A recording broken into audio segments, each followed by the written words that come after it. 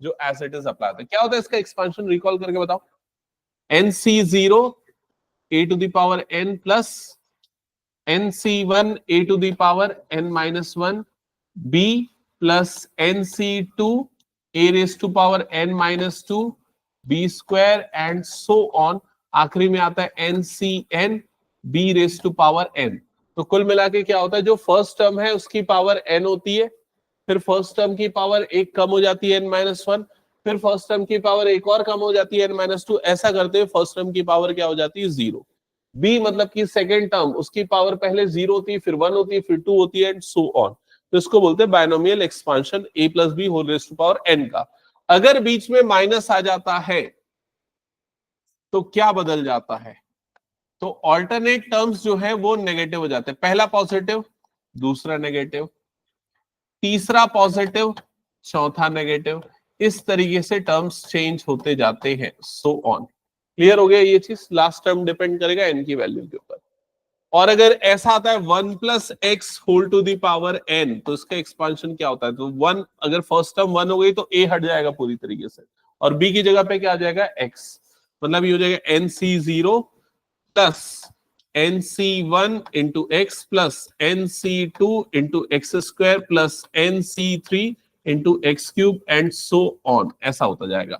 और अगर 1 minus x whole to the power n है तो ऑल्टरनेट टर्म्स जो है वो नेगेटिव होते जाएंगे, positive negative and so on. ठीक है। तो ये है बायनोमियल एक्सपांशन का जो कंक्लूजन हमने पिछली क्लास तक पढ़ा था। इस पे बेस जो इंपॉर्टेंट क्वेश्चन हमने किए थे वो कुछ इस पैटर्न वाले थे, जैसे कि एक एग्जांपल के लिए मैं बोलता हूं 1 plus x whole to the power 5 minus 1 minus x whole to the power 5, इसकी वैल्यू फाइंड आउट करो। Hence find 1 plus root 3 whole raise to power 5 minus 1 minus root 3 whole raise to power 5। तो ये इन पे base सबसे important question है। तो एक बार सब सॉल्व करके दिखा दो मुझे इसका जल्दी से आंसर, फिर हम आज की क्लास कंटिन्यू करेंगे रिमेनिंग नए क्वेश्चंस के साथ।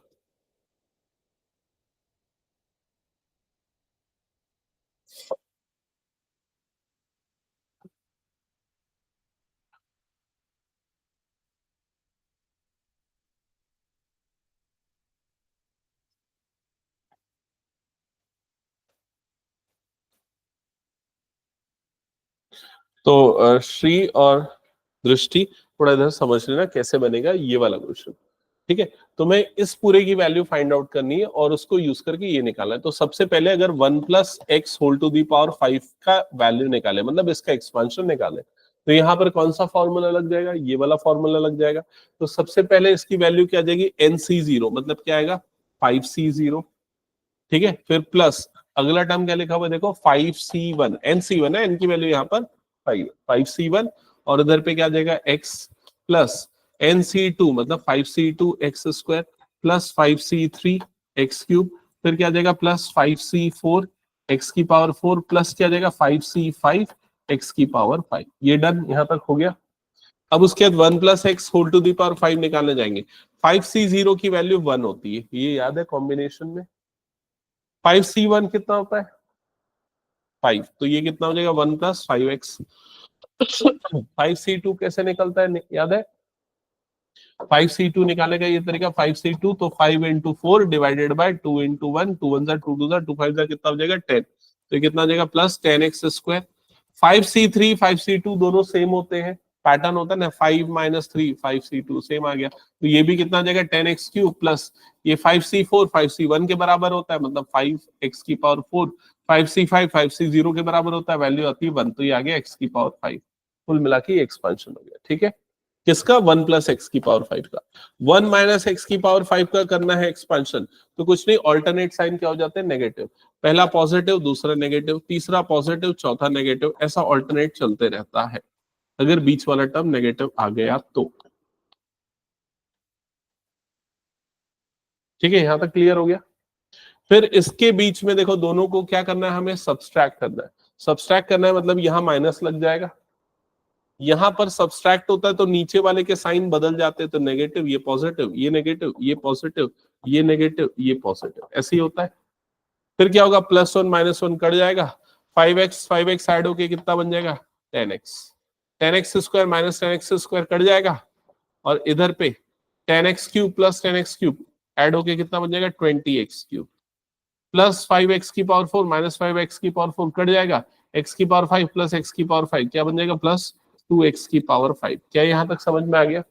ये किसकी वैल्यू आ गई आपके पास, 1 + x whole to the power 5 minus 1 - x whole to the power 5, क्योंकि बीच में माइनस था। ठीक है, अब क्या कॉमन निकल रहा है दोनों में से, एक बार चेक कर लो, 2x ये निकल जाएगा कॉमन, तो यहां पर क्या बच जाएगा 5 + 10x², क्योंकि एक x निकल चुका है, प्लस 2 निकल चुका है, तो क्या बच जाएगा x⁴। क्या ये डन? किसकी वैल्यू आई, 1 + x whole to the power 5 minus 1 - x whole to the power 5। अब क्या बोल रहा है, इसको यूज करके इसकी वैल्यू निकालो। इसकी वैल्यू निकालने के लिए कुछ नहीं करना है, x की जगह पे पुट कर देना है, पुट x = √3। x की जगह पे √3 पुट करोगे तो ये जाएगा 1 + √3 पूरे की पावर 5 माइनस 1 - √3 पूरे की पावर 5 = 2√3, फिर 5 + 10 × √3 का स्क्वायर प्लस √3 की पावर 4, ऐसा आ जाएगा। डन? क्या होगा इसके बाद, फाइनली ये बना 2√3, 5 + 3 × 10 मतलब कितना हो जाएगा 30, √3 का पावर 4 है मतलब 3² बन जाएगा, 3² = 9, तो 9 + 30 39, 39 + 5 44, तो यहां पर आ जाएगा 2√3 × 44, 44 × 2 मतलब आ जाएगा 88√3। चेक कर लो आ गया ये, 88√3 इसका फाइनल आंसर आएगा। अब इससे रिलेटेड कुछ और क्वेश्चंस देख लेते हैं, ये तो भी आंसर वही आता, लेकिन थोड़ा कैलकुलेशन मुश्किल हो जाती है। आएगा, अगर यहां पर डायरेक्टली √3 डालेगा तो पहला टर्म क्या बनेगा 10√3, समझ गया, प्लस 20, इधर पे देख x की पावर 3 है ना, तो उसको x² को अलग कर इंटू x को अलग कर, x² कितना बन जाएगा तेरा 3, 3 × 10 मतलब कितना हो जाएगा 30, समझ गया ना, नहीं 3 × 3 और इधर पे कितना बन गया √3।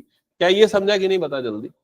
फिर उसके बाद +2 x की पावर 5 है ना, तो उसको ऐसे ब्रेक कर दे, x² × x² × x, समझ गया, x² कितना हो जाएगा तेरा 3, 3 3 = 9, 9 2 = 18, 18√3, 18√3, 60√3, 10√3। ठीक, क्लियर, हटा दो फिर इसको मैं। चलो समझ गए ना ओवरऑल प्रोसेस। अब स्टार्ट करते हैं कुछ क्वेश्चन, ये हमने कर लिया था आई थिंक लास्ट क्लास में, चेक करना। ये वाला क्वेश्चन चेक करना एक बार, ये हमने नहीं किया था, तो नोट करो, prove that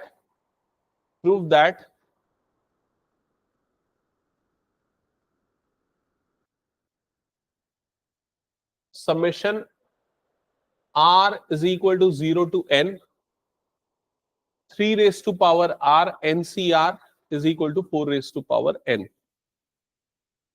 is equal to 4 raised to power n।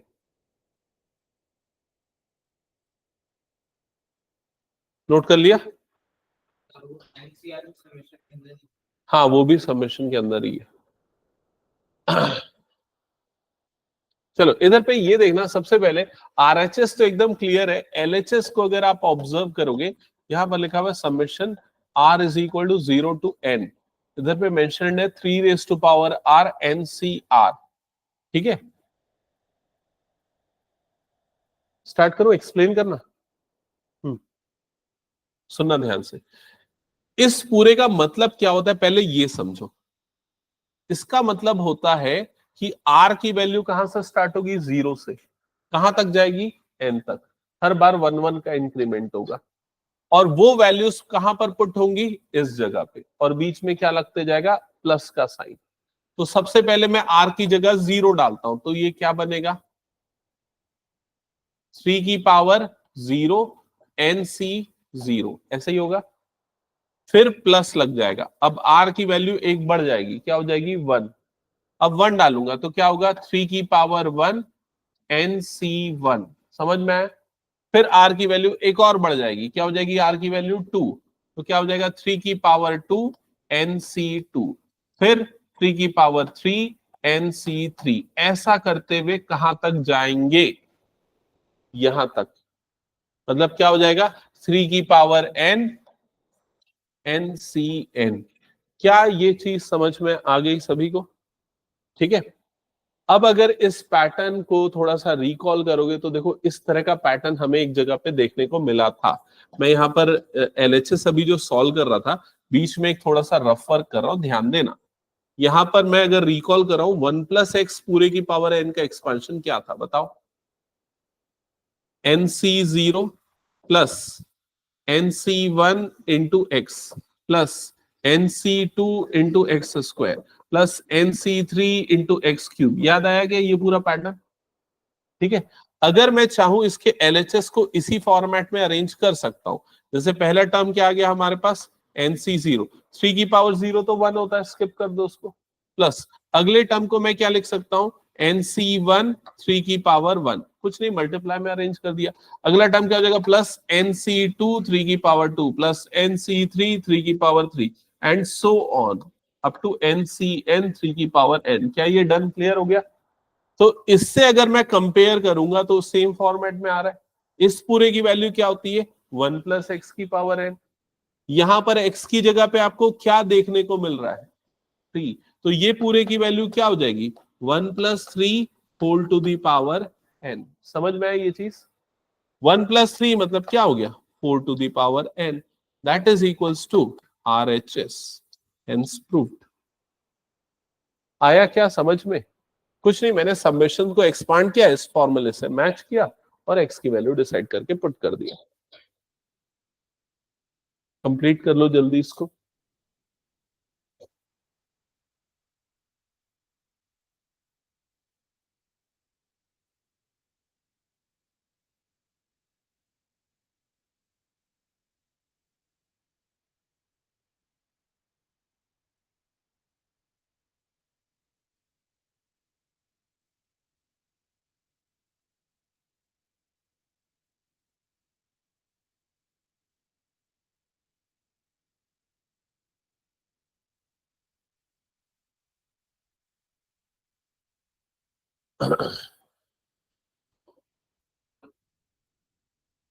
Done हो गया, हटा दो।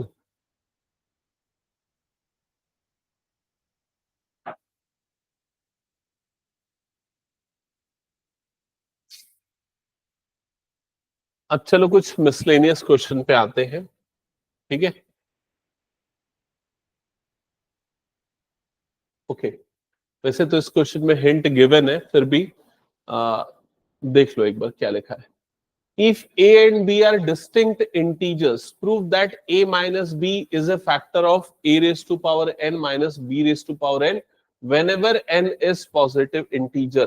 तो तुम लोगों को याद होगा वो 64 वाला जो आई थिंक हमने लास्ट क्वेश्चन किया था, सिमिलर पैटर्न पे बेस्ड है ये क्वेश्चन। अगर याद नहीं आ रहा कोई दिक्कत नहीं, सुनो इधर पे। यहां पर a raise to power n minus b raise to power n, ये एक टर्म है। आपको प्रूफ करना है कि a माइनस बी इसका फैक्टर होगा, ठीक है। अब फैक्टर का मतलब क्या होता है, अगर याद नहीं है तो थोड़ा बताऊं। मान लो अगर मैं n की जगह पे 1 डालू इसमें वैल्यू, तो ये क्या बनेगा बताओ a माइनस बी, तो इसका फैक्टर क्या होगा a माइनस बी इंटू 1, ऐसा ही होगा। मान लो n की जगह पे 2 डालता हूं तो क्या बनेगा ये a square minus b square, तो इसके फैक्टर क्या होंगे a plus b into a minus b. मान लो n की जगह पे 3 डालता हूं तो a cube minus b cube. इसका फॉर्मूला क्लास 9th में पढ़ते थे, क्या होता था a minus b under bracket a square plus a b plus B square. तो सभी में आपको क्लियरली दिख रहा है कि a माइनस बी जो है इसका फैक्टर है, चाहे n की वैल्यू 1 डाले 2 डाले 3 डाले कुछ भी डाले, लेकिन आपको प्रूव करना है कि ये सारे वैल्यू के लिए for all n positive integer it is true. Clear हो गया ये चीज? तो इसको प्रूव करने के लिए हमें क्या करना पड़ेगा, इसमें बायनोमियल एक्सपांशन अप्लाई करना पड़ेगा। अब कैसे अप्लाई करेंगे बायनोमियल एक्सपांशन, चेक करना। तो सबसे पहले ये वाला जो टर्म है a, इसको मैं दो पार्ट में ब्रेक करता हूं, एक तो a माइनस बी और प्लस बी, इस तरीके से whole to the power n plus b to the power n। मैंने कुछ नहीं किया, a minus b plus b इसको अलग अलग कर दिया और कुछ नहीं किया इसमें। यहां तक समझ में आया कि एक बार चेक कर लो, ठीक है। सिर्फ a था, उसको माइनस बी प्लस बी कटेगा तो सेम हो जाएगा। अब इसको मैं पहला टर्म a मानता हूं, इसको दूसरा टर्म b मानता हूं और इसमें लगाता हूं बायनोमियल एक्सपांशन। कौन सा बायनोमियल एक्सपांशन रिकॉल करना, a plus b to the power n का। क्या होता था binomial expansion, nc0 a to the power n plus nc1 a to the power n minus one into b plus, ऐसा बढ़ते जाता था। याद है कि नहीं ये चीज। ये बायनोमियल एक्सपांशन अगर मैं यहां पर लगाऊंगा तो सबसे पहली टर्म क्या आएगी, nc0 ए मतलब ये पूरा टर्म, ये पूरे की टर्म की पावर में क्या आएगा, ये पूरे की पावर के, ये पूरे टर्म की पावर में क्या आ जाएगा n प्लस अगला टर्म क्या आएगा इसके एक्सपांशन का, बोलो जल्दी, nc1 a माइनस बी की power n minus one into b की पावर 1। ऐसे ही होता है, पहले टर्म की पावर कम होते जाती है, दूसरे टर्म की पावर बढ़ते जाती है। अगला आ जाएगा nc2 a की पावर a माइनस बी की power n minus two b की पावर 2। ऐसा करते करते सेकेंड लास्ट टर्म जो आएगी एक्सपांशन की, वो क्या आएगी, second last N C N minus one, A minus B की पावर क्या बचेगा 1 और बी की पावर कितना हो जाएगा n माइनस वन, और लास्ट टर्म क्या आएगी एन सी एन, ए माइनस बी हट जाएगा, उसकी पावर क्या हो जाएगी 0 और सिर्फ क्या बच जाएगा b की पावर n, और ये ब्रैकेट यहां पर क्लोज हुआ। ये पूरा इसका एक्सपांशन है। लेकिन आखिरी में एक और चीज बची है, वो क्या है, minus B to the power n, तो उसको आखिरी में लिख लो, minus B to the power n। क्या ये समझ में आ गया, एक बार चेक करो, कंफर्म करो, ठीक है। अब यहां पर हम थोड़ा सा इसको अरेंज करते चलते हैं स्क्वायर ब्रैकेट के अंदर वाली वैल्यूज को, या चलो ब्रैकेट ही खोल देते स्क्वायर ब्रैकेट।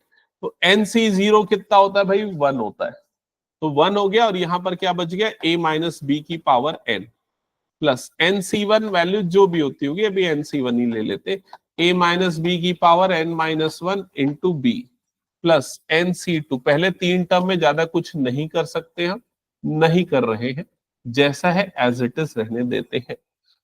आखिरी की दो टर्म में भी, सेकेंड लास्ट टर्म में तो ज्यादा कुछ नहीं कर सकते, लास्ट टर्म में ही थोड़ा बहुत सिंप्लीफिकेशन हो सकता है। तो लास्ट टर्म में अगर ये एनसीएन अगर याद करो तो एनसीएन की वैल्यू कितनी होती है 1, एनसीएन एनसी0 के इक्वल होता है, वैल्यू होती है 1। तो यहां पर सिंपली क्या बच जाएगा, plus 1 into b to the power n, जिसको मैं डायरेक्टली क्या लिख सकता हूं, b raise to power n, and last term is minus b raise to power n. Check out कर लो, यहां तक क्लियर हो गया सबको। अब क्या होगा, कुछ सिंप्लीफिकेशन, आखिरी की दो टर्म आपस में कैंसल आउट हो जाएगी। क्लियर हो गया ये चीज। अब जो बचा, अब जो बचा उसमें देखो क्या चीज कॉमन दिख रही है, a माइनस बी, तो हम सभी में से a माइनस बी कॉमन निकाल सकते हैं, तो सब में से कॉमन निकाल लेते हैं a माइनस बी। अगर ये कॉमन निकालेंगे तो सब में से एक एक a माइनस बी कम हो जाएगा, तो यहां पर a माइनस बी की पावर n थी, तो अब वो n माइनस वन बन जाएगा। अगले टर्म में a माइनस बी की पावर n माइनस वन थी, तो एक और कम होके n माइनस टू बन जाएगा। ऐसा करते करते आखिरी टर्म जिसमें एन ए माइनस बी एक ही था वो भी निकल जाएगा, और यहां पर सिर्फ क्या बचेगा, बी वाली टर्म बच जाएगी। समझ में आ गया ये चीज। तो a की पावर n माइनस बी की पावर n को अगर मैंने अरेंज किया, सिंप्लीफाई किया, तो मुझे इसकी वैल्यू क्या मिल गई, a minus b multiplied by this term. तो क्लियरली प्रूफ हो गया कि a माइनस बी जो है वो इसका फैक्टर होगा for any values of n। क्या ये क्लियर हो गया सभी को।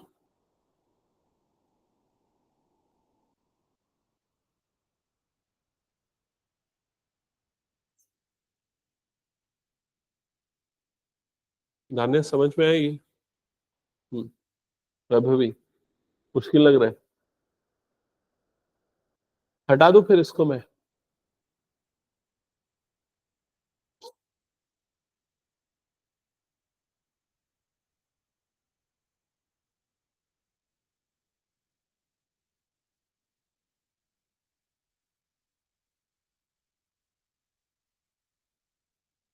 कितना बचा है शशांक, हो गया तुम लोगों का? चलो देख लेना, अगर कुछ छूट गया तो बाद में। हाँ, ये वाला कैलकुलेट करो, ये वाला कैलकुलेट करना है। अभी जो मैंने क्वेश्चन कराया उसी मेथड पे बेस्ड है, बना लोगे ना?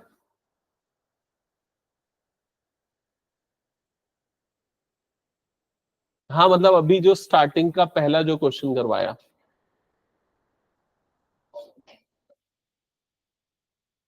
श्री और दृष्टि को हिंट दे रहा हूं मैं। हाँ, उसका फॉर्मूला पहले लगाना है ना, तुम लोगों को स्टेप बाय स्टेप में हिंट दे रहा हूं, तुम लोग ट्राई करना। पहले पहले ना तुम लोग ये लिखो कि a प्लस बी की पावर 6 का एक्सपांशन क्या होगा, लिखो पहले कॉपी में।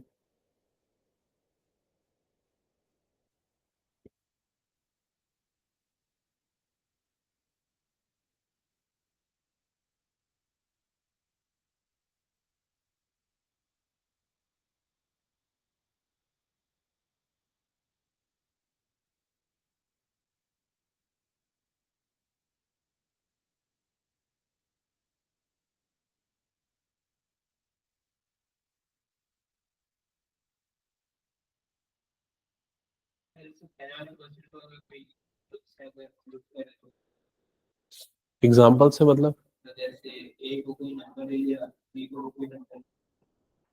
कर सकते हैं, लेकिन वो जनरलाइज नहीं होता ना, मतलब वो एक स्पेसिफिक वैल्यू के लिए ट्रू हो रहा है, हमें जनरलाइज करना है कि ए और बी कुछ भी हो उसके लिए ट्रू होगा, इसलिए ऐसा करना होता है। इसको करने का एक और तरीका है, पीएमआई बोलते हैं, principle of mathematical induction method, जिसमें जैसे हम n इक्वल टू 1 के लिए ट्रू बताएंगे, 2 के लिए बताएंगे, 3 के लिए बताएंगे, फिर कुछ स्टेटमेंट बना के उसको बताएंगे कि सारी वैल्यू के लिए ट्रू होगा। जो मेथड आजकल यूज नहीं होता है और सीबीएसई के पैटर्न से भी डिलीट हो गया है वो, है ना। हाँ, लेकिन कॉम्पिटिटिव में अगर उस टाइप का क्वेश्चन आता है तो उसका शॉर्टकट ट्रिक होता है करने का, आप सीधा n की वैल्यू पुट करके चेक कर सकते हो, ए और बी की वैल्यू पुट करके चेक कर सकते हो।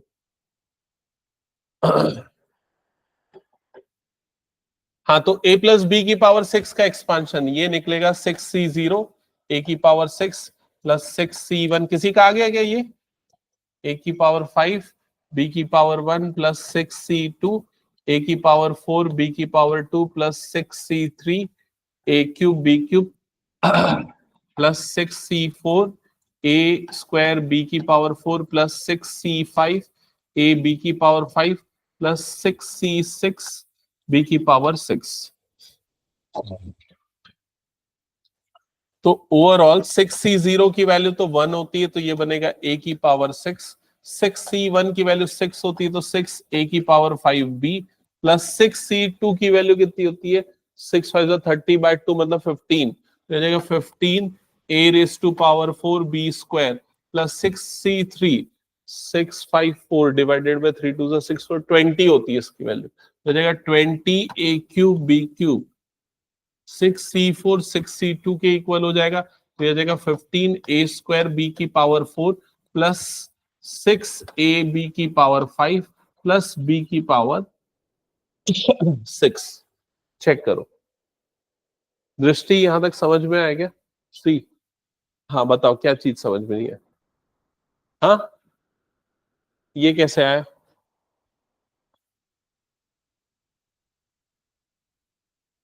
नहीं, तुम्हें एकदम साफ साफ पूछो, मैं नहीं समझ पा रहा हूँ क्वेश्चन। ये फॉर्मूला कैसे आया, ये पहला लाइन कैसे आया वो समझाना है, वो समझाना है, वो आ गया। दूसरा लाइन कैसा है वो समझ में नहीं आया। दूसरा लाइन के लिए देखो, सीधे सीधे 6c0 है तो उसकी वैल्यू 1 होती है। ये प्रॉपर्टी है जो हमने पिछले चैप्टर में पढ़ी है, nc0, n कुछ भी हो, c0 है तो उसकी वैल्यू कितनी होती है? 1 होती है। दूसरा, अगर 6c1 निकालना है तो उसकी वैल्यू 6 होती है। जो भी है, अगर nc1 है तो उसकी वैल्यू n होती है। ये भी सीधे सीधे कॉम्बिनेशन की प्रॉपर्टी है।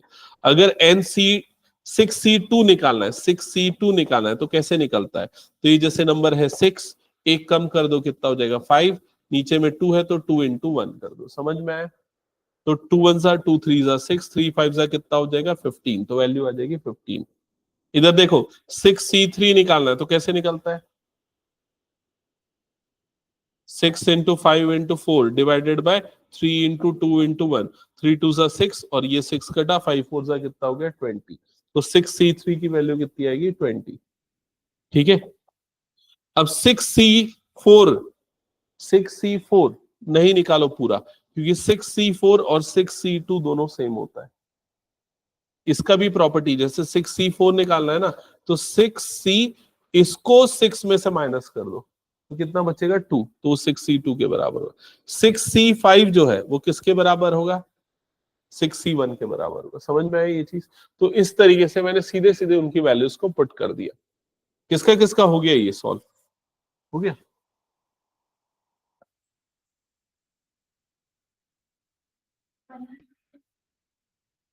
ओके, ये a प्लस बी की पावर 6 का एक्सपांशन हो गया। a माइनस बी के लिए बस बीच में क्या आ जाएगा?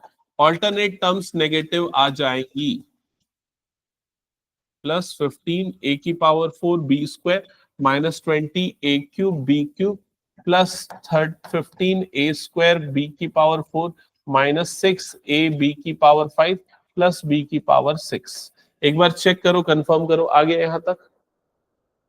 फिर दोनों के बीच में किसका साइन है? माइनस का, तो negative positive negative positive negative positive negative.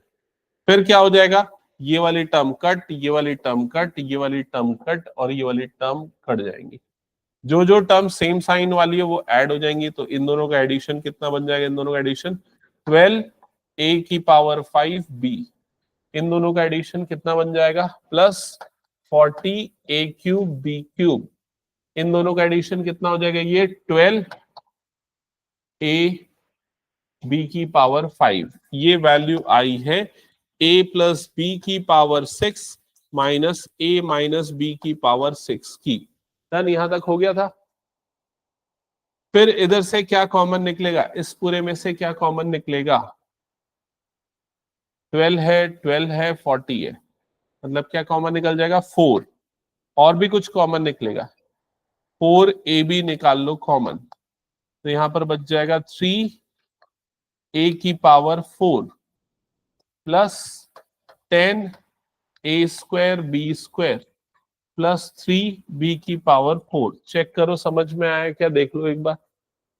और फिर a और b की वैल्यू डाल दो, तो a की जगह पे √3, b की जगह पे √2, तो बाहर में आ जाएगा 4√6, इधर पे 3 3 जा 9, 3 जा 27, 2 2 जा 4, 4 3 जा 12, 27 प्लस 12 प्लस 60, 27 प्लस 12 प्लस 60, 87, 99, कितना आ रहा है आंसर?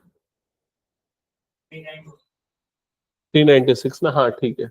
99 इंटू 4 मतलब 396। यहां तक हो गया? बाकी लास्ट स्टेप एक बार चेक कर लेना ना। ए की जगह पे पुट करना है √3 एंड बी की जगह पे पुट करना है √2 and finally you will get 396 √6। ये फाइनल आंसर आएगा ए और बी की वैल्यू पुट करने के बाद। ओके, 4 √2 √3 √2, इधर पे आ जाएगा 3 √3 का होल पावर 4 प्लस 10 √3 का स्क्वायर √2 का स्क्वायर प्लस 3 √3 का √2 का होल स्क्वायर। इसके बाद एक बार तुम लोग सॉल्व कर लेना, कैलकुलेशन कर लेना, जिसका जिसका पेंडिंग है। धन्य ये बच्चा है, इसके बाद का स्टेप कैलकुलेशन कर लेना। कर लोगे ना ये बताओ मुझे? वैभवी पेंडिंग है? हो गया? हाँ, श्री दृष्टि कर लेना, तेरा हो गया कंप्लीट? वैष्णवी हो गया? हटा दो? चलो ठीक है, next question, solve this.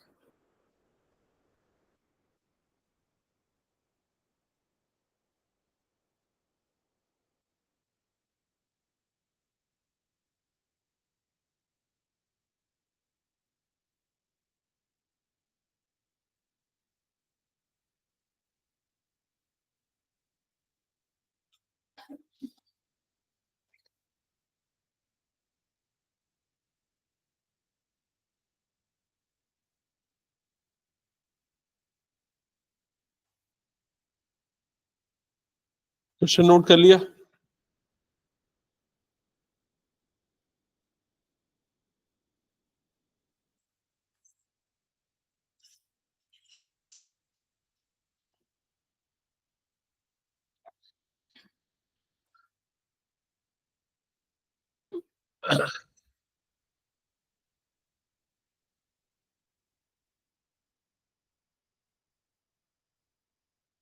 Yes good, सही है।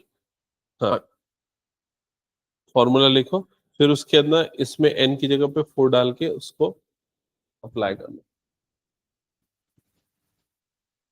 देखो मैं एक चीज नोटिस कर रहा हूं कि अगर इसको डायरेक्टली करने जाओगे ना, काफी मुश्किल में फंस जाओगे कैलकुलेशन में, तुम लोग थोड़ा सा फील कर लोगे।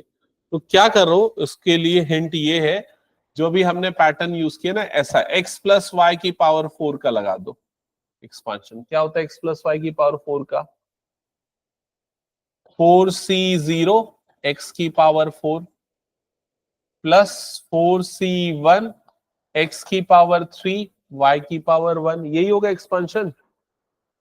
प्लस अगला टर्म क्या आएगा? 4c2 x की पावर 2 y की पावर 2 प्लस 4c3 x y cube plus last आ जाएगा 4c4। चेक करो एक बार, 4c4 y की पावर 4 या b की पावर, a और b के टर्म्स में लिख रहे हो।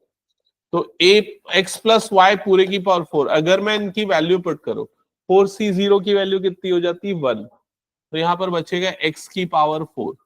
4c1 की वैल्यू होती है 4, तो यह हो जाएगा 4x3y प्लस 4c2 की वैल्यू कितनी होती है? 12/2, दैट इज 6। तो यह हो जाएगा 6x2y² plus 4c3 is equal to 4c1, तो उसकी वैल्यू होती है 4xy³ और 4c4 की वैल्यू तो 1 होती है, तो y रेज टू पावर 4। ये x प्लस वाई की पावर 4 है। x माइनस वाई की पावर 4 क्या होगा? सेम ही होगा, बस बीच के साइन नेगेटिव हो जाएंगे।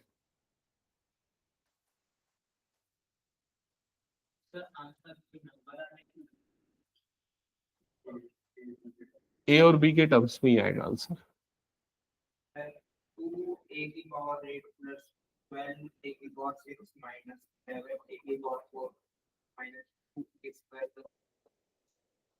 शायद कुछ गड़बड़ लग रहा है मुझे, एक बार चेक कर लेना अगर बुक है तो, है ना? ये वैभवी बुक पीछे पास कर देना तो उसको।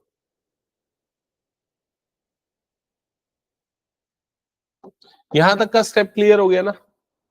फिर उसके बाद क्या करना है, इन दोनों के बीच में देखो कौन सा साइन है? प्लस का, तो दोनों को ऐड करना है। ऐड करेंगे तो लेफ्ट साइड में क्या आ जाएगा? x प्लस वाई पूरे की power 4 plus x minus y पूरे की पावर 4। राइट साइड में, राइट साइड में ये वाले दोनों टर्म्स ऐड होंगे, 2x की पावर 4 बनेगा, ये कट जाएगा। ये दोनों ऐड होंगे, 12x² y² बनेगा, ये दोनों कट जाएगा। ये दोनों ऐड होंगे, प्लस 2y की पावर 4 बन जाएगा। समझ में आया कि ये चीज चेक कर लो।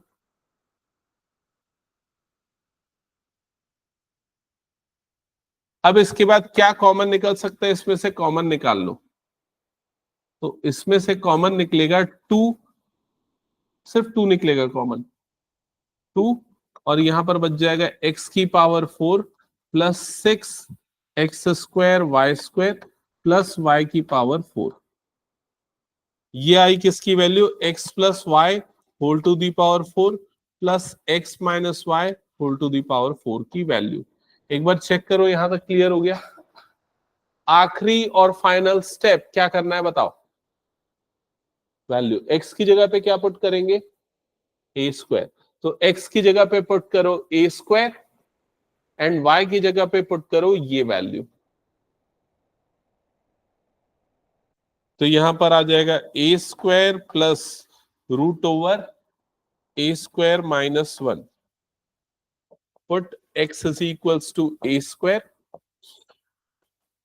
And y is equal to a² √a² - 1।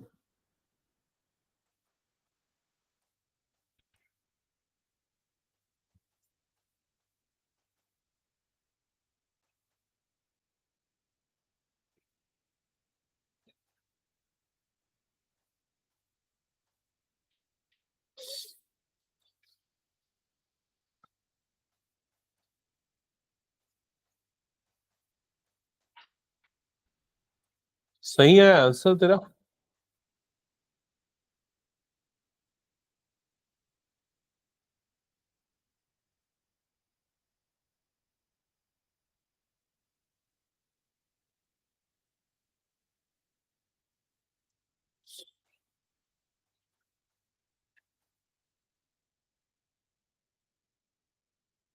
बन रहा है कि नहीं?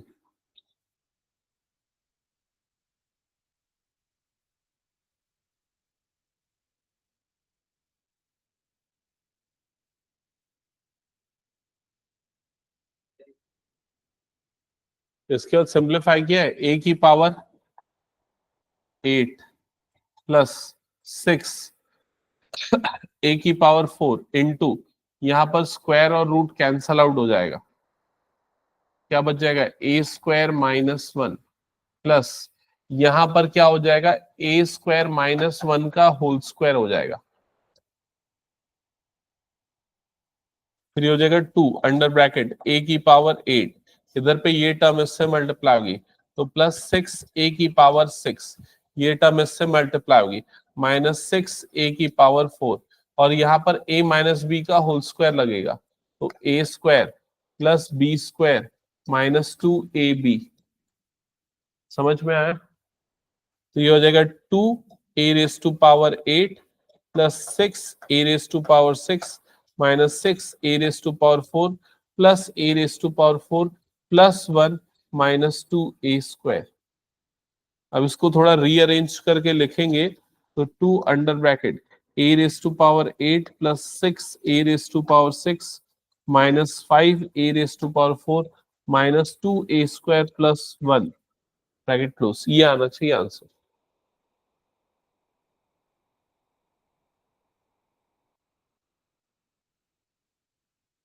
अरे कुछ भी नहीं, खाली सिंप्लीफिकेशन है अगर देखा जाए तो, कुछ नहीं मैथमेटिक्स इसमें नहीं लग रहा है नया।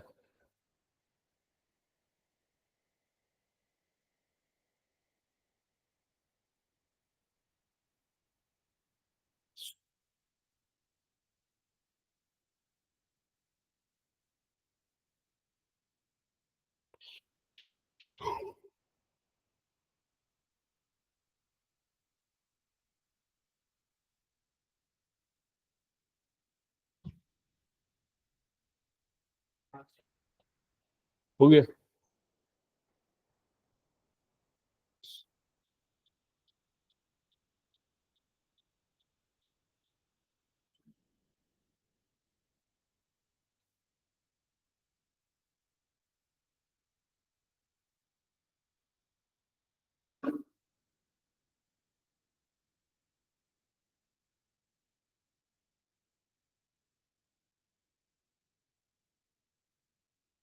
देखो जिनका हो गया ना वो नेक्स्ट क्वेश्चन जल्दी से नोट कर लो, ठीक है, और उनको सॉल्व करना। यहाँ पर इसकी वैल्यू निकालनी है 0.99 टू द पावर 5 की value using first three terms, 0.99 whole raise to power 5 using first three terms, whole raise to power 5 using first three terms.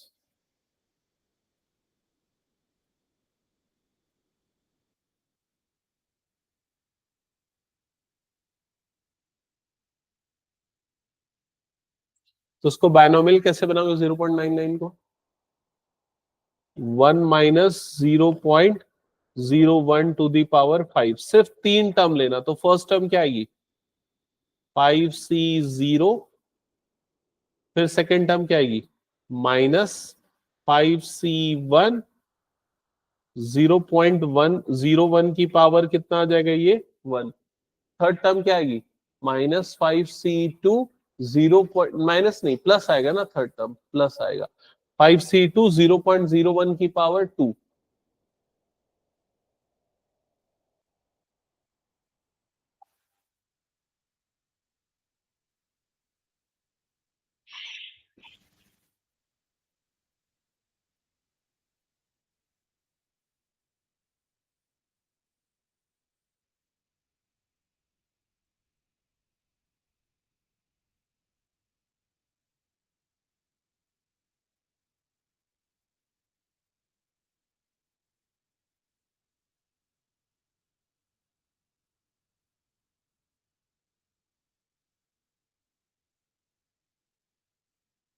Sir 0.951 आ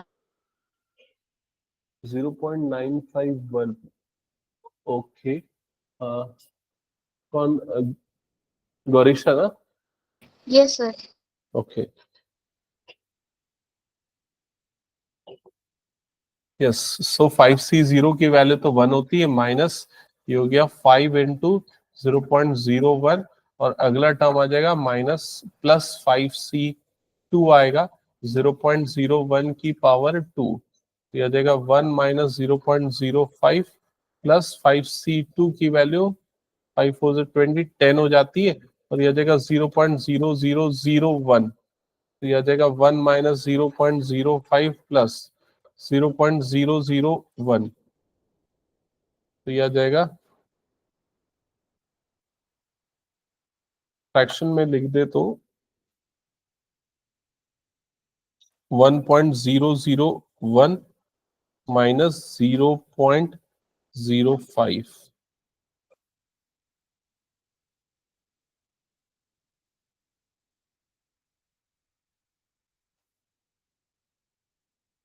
0.951 ऐसा आ रहा है ना?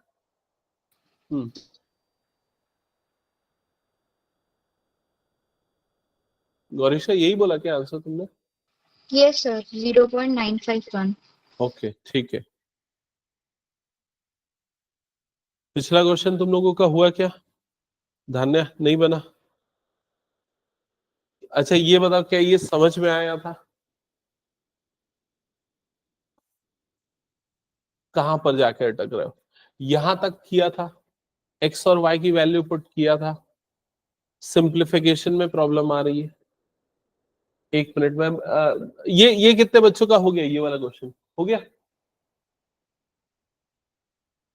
नहीं नहीं, एक्चुअली क्या सबकी स्पीड मिसमैच हो रही है ना, इसलिए प्रॉब्लम जा रहा है, आगे पीछे चल रहा है, और फिर कॉपी कर लोगे वो चीज भी सही नहीं है ना। हाँ बताओ कौन से स्टेप में प्रॉब्लम है धान्या? यहां तक वैल्यू पुट करने तक डन। ए स्क्वायर की पावर 4 ए की पावर 8 हो गया, उसमें कोई डाउट तो नहीं? यहाँ पर ए स्क्वायर का होल स्क्वायर ए की पावर 4 बना, यहाँ रूट और स्क्वायर कट गया तो ए स्क्वायर माइनस 1 बना, ठीक है। यहाँ पर ए स्क्वायर माइनस 1 का रूट है और पावर 4 है, तो पावर 4 को दो हिस्से में डिवाइड कर दिया, एक बार स्क्वायर फिर स्क्वायर। एक स्क्वायरिंग करने से रूट हटेगा, दूसरा स्क्वायरिंग किया तो क्या लग गया? A minus B whole square का फॉर्मूला लग गया, जो कि A square plus B square minus 2ab। यहाँ ब्रैकेट्स वगैरह ओपन किया, टर्म्स ये वाली आ गई, यहाँ पर ए रेस टू पावर 8 वाली टर्म रीअरेंज किया, फिर उसके टर्म्स को सेम पावर वाली टर्म्स को ऐड किया। अब देखो प्रॉब्लम क्या आ रही होगी, कहीं ना कहीं कोई टर्म मिस कर रहे होगे, एडिशन सब्सट्रैक्शन में कुछ मे बी मिस्टेक होगा, ठीक है। हाँ, अच्छा जिनका ये भी हो गया वो एक काम करो, नेक्स्ट क्वेश्चन नोट करो, ये वाला क्वेश्चन सॉल्व करो।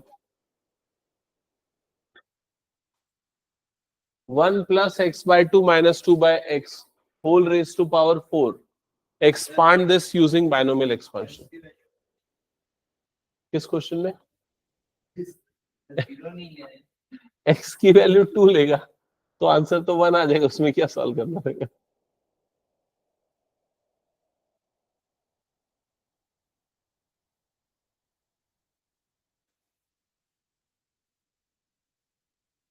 नहीं, ये सिर्फ मुझे बता, क्या इसका स्टेप समझ में आया? क्या ये मल्टीपल बायनोमियल एक्सपेंशन जो तुम जिनका जो जो पेंडिंग है ना उसके लिए जगह छोड़ो, पहले इस क्वेश्चन को समझ लो, ठीक है।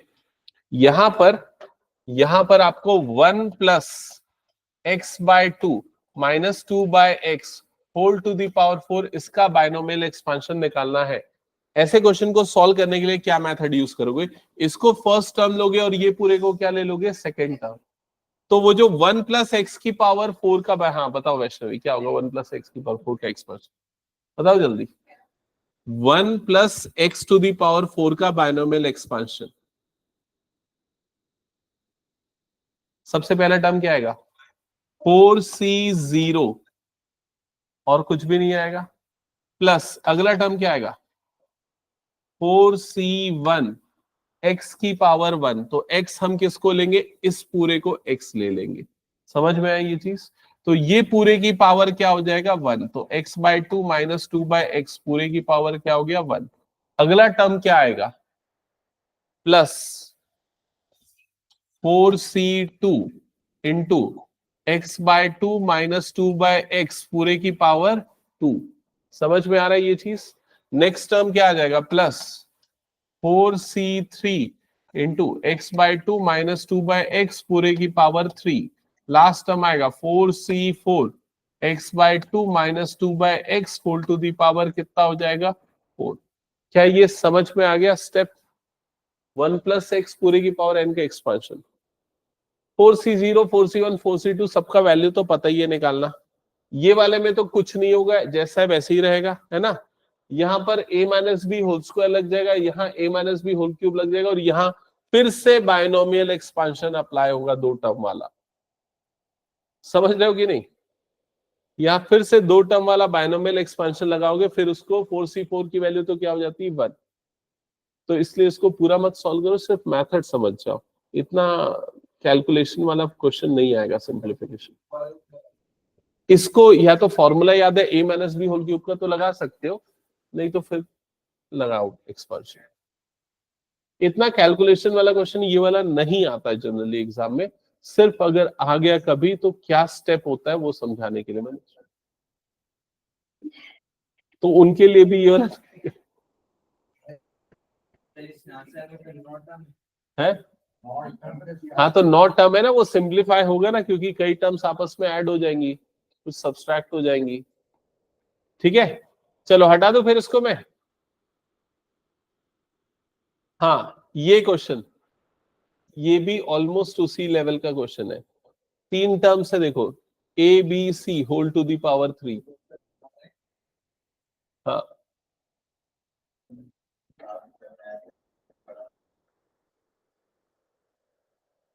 इस क्वेश्चन को सॉल्व करने का स्टेप कैसे रहेगा? देखो यहां पर आ गया 3x² minus 2ax plus 3a² whole cube. यहां तक हो गया। सबसे पहले क्या करना, ये पूरे टर्म को a अज्यूम कर लेना, और ये वाले टर्म को क्या अज्यूम कर लेना? b।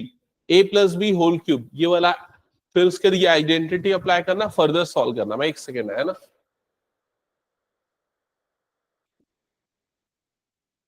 अवंतिका, गुड इवनिंग, मैं आ रहा हूँ, मेरी क्लास से 5 मिनट।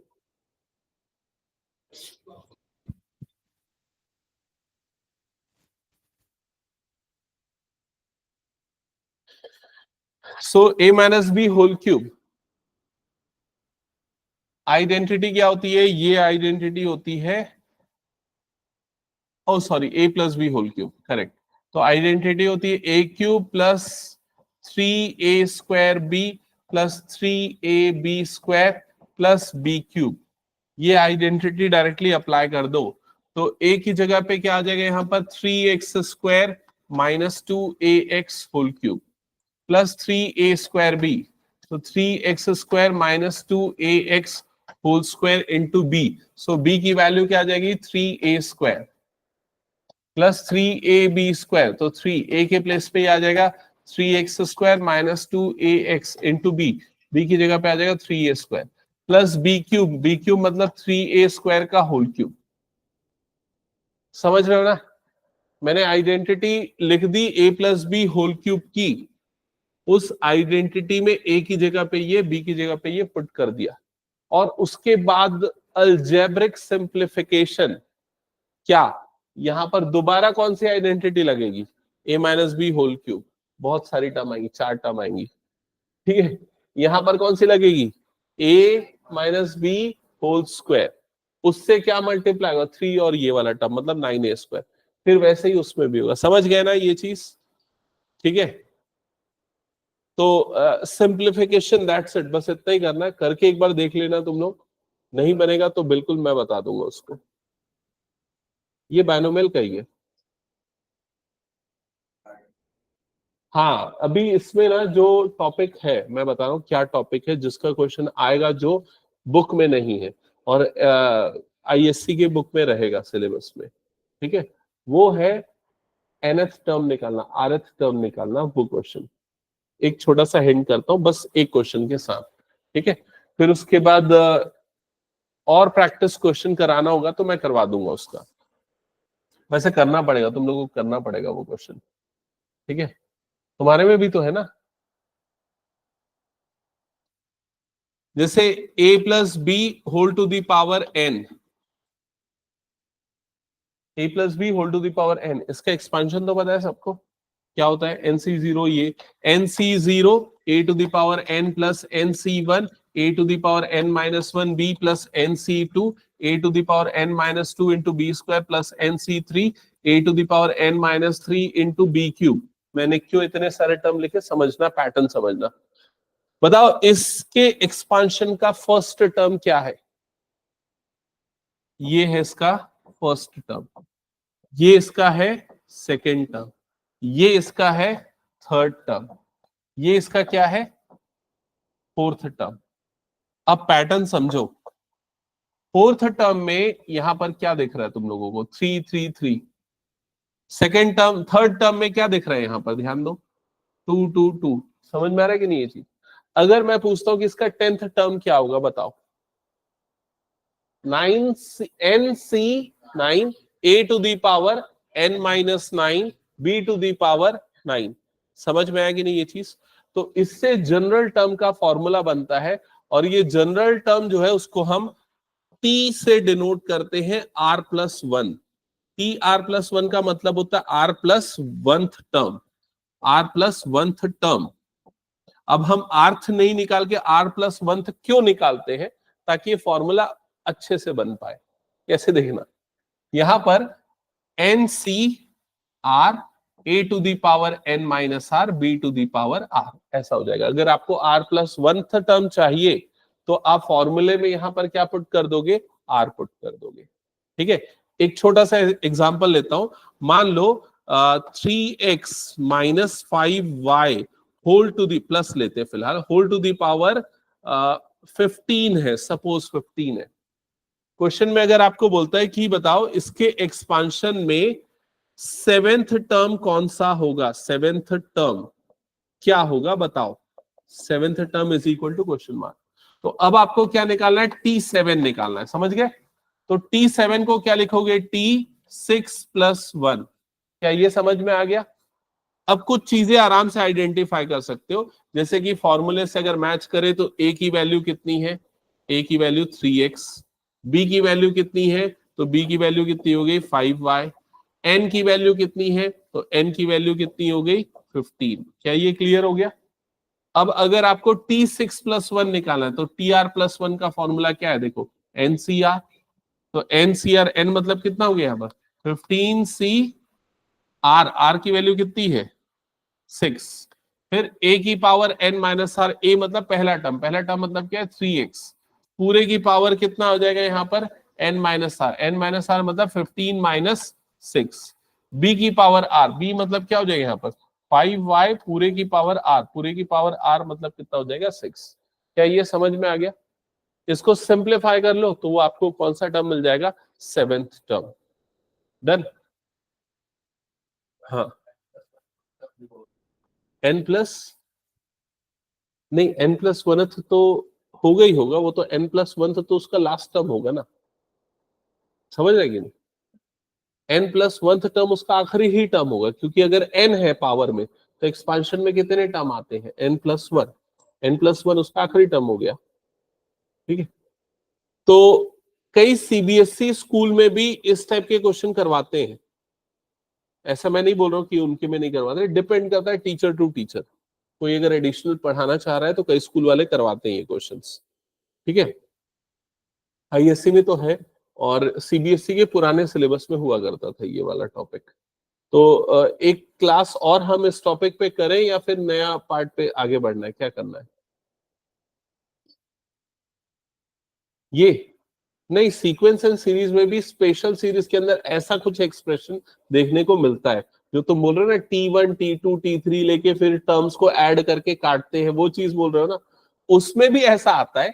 टर्म बेसिकली उसका नोटेशन अलग अलग जगह पे है, सीक्वेंस में भी होता है, इसमें भी होता है, ऐसा कुछ नहीं कि उसका पार्ट है। ठीक है, हम्म। तो क्या करना है नेक्स्ट क्लास में, नया टॉपिक की इसके और क्वेश्चन करें आरडी के, और तुम लोग बताओ। हाँ, ये टॉपिक इमीडिएटली आने वाला है, अभी टेस्ट में नहीं आने वाला है, तो इमीडिएटली कौन सा आने वाला है next? Coordinate, coordinate geometry. Coordinate geometry और किसी के में आने वाला है?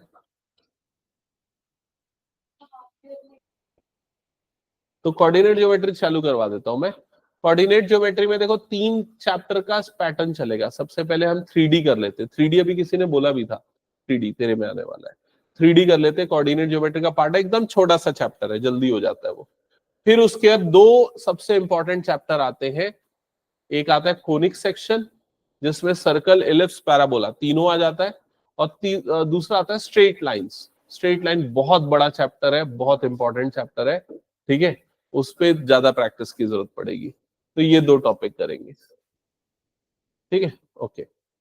और अगर बीच में किसी का आ रहा है तो मुझे बोलते जाओ, या कोई टॉपिक छूट गया, स्किप हो गया, सैटरडे संडे को आ जाओ मुझसे, मुझे फोन करके मैसेज करके डाउट पूछ लो, समझ लो, ठीक है, क्योंकि 11th में ये बहुत प्रॉब्लम चलती है आगे पीछे सिलेबस की।